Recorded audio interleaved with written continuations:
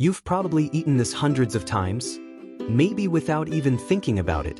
It's in your burger, your sandwich, your salad, sometimes even as a dip on the side. But what if I told you mayonnaise, one of the most common sauces in the world, may have been born because of a war?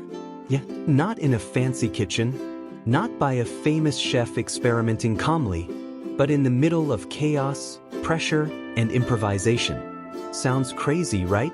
Well, the most accepted version of the story takes us back to the year 1756, to a small Mediterranean island called Minorca. At the time, Europe was in conflict, and during the Battle of Minorca, French troops captured the island from the British. After the victory, there was a celebration, a moment to eat, relax, and enjoy the win. But there was a problem. The French commander's chef wanted to prepare a traditional sauce, something rich and creamy to impress.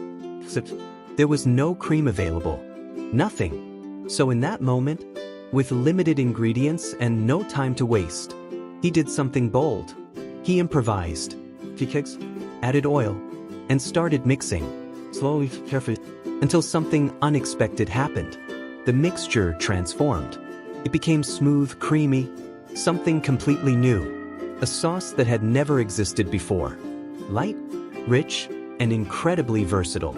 They named it Mayonnaise, after the port city of Mahon, where the victory happened. And just like that, a global icon may have been born. But here's where things get interesting. Not everyone agrees with this story. Some historians argue that mayonnaise didn't suddenly appear during a war. They believe it already existed, in different forms, long before that moment.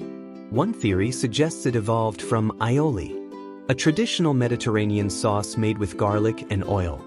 Others believe the name comes from the Old French word "maille," which means egg yolk. And honestly, that makes sense too, because at its core, mayonnaise is all about the egg yolk. And here's the real magic behind it. Mayonnaise is what we call an emulsion. That means it combines two liquids that normally don't mix, oil and water. Try mixing those two alone. They separate instantly. But add egg yolk, and everything changes. Egg yolk acts like a bridge, holding the oil and water together, stabilizes the mixture, turning chaos into something smooth and unified. It's basically kitchen science, working perfectly. And if you've ever tried making mayonnaise at home, you know how delicate that balance is. Too fast, it breaks. Too slow, it doesn't come together. But when it works, it's almost magical. Over time, mayonnaise didn't stay in Europe. It traveled from French kitchens to the rest of the continent, and eventually to the entire world. Every culture adapted it. In the United States, it became a staple in sandwiches. In Russia, it's essential in salads like olivier. In Japan, it evolved into a sweeter, richer version. And today, it's everywhere. Fast food, gourmet cuisine, street food, home cooking, a simple sauce that somehow became essential.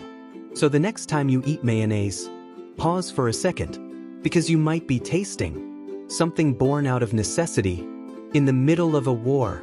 Or maybe you're tasting the result of centuries of culinary evolution. Either way, it's proof that some of the greatest creations in history don't come from perfection, they come from improvisation.